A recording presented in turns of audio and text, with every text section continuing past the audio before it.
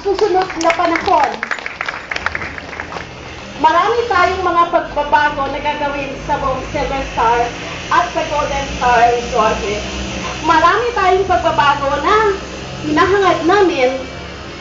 Marami pa tayong 18 taon na magkakasama-sama dito sa Silver Star.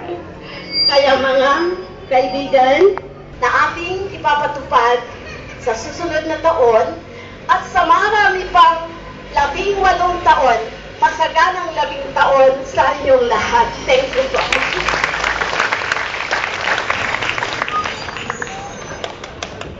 Thank you very much, Ma'am Loli. Natouch kami masyado.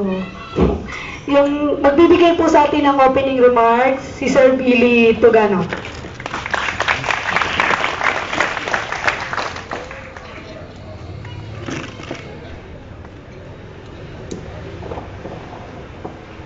Magandang gabi sa inyo lahat, mga ginigili kong mga kapuso,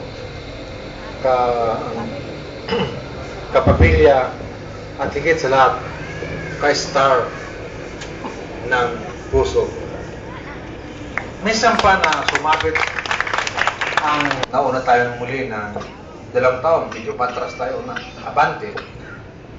Nagpapakita lamang na isang maginhawang taon ang lumipas na ito. Ako ay ang Silver Star at ang Golden Star. Bagamat nabanggit ko rin sa nakalipas na ito dahil may iniisip pa tayo na kung anong produkto ang ating gagawin. Subalit, ang ating Panginoon ay laging nakatanglaw sa atin at asahan natin na kung ano man ang kanyang ibibigay, yan ay magiging ating kapakinabangan para sa ating lahat.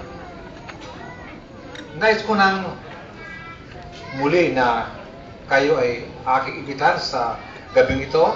Salamat sa ipagdalo na nag-iisa sa pagdirim nito, daladala ang damdamin na magsaya at magpasalamat sa ating Panginoon dahil sa kanyang biyayang ipinagkaloob sa atin. Ang ating company ay laging nagbibigay ng pagmamahal sa inyo lahat. At gayon din naman, nakikita din namin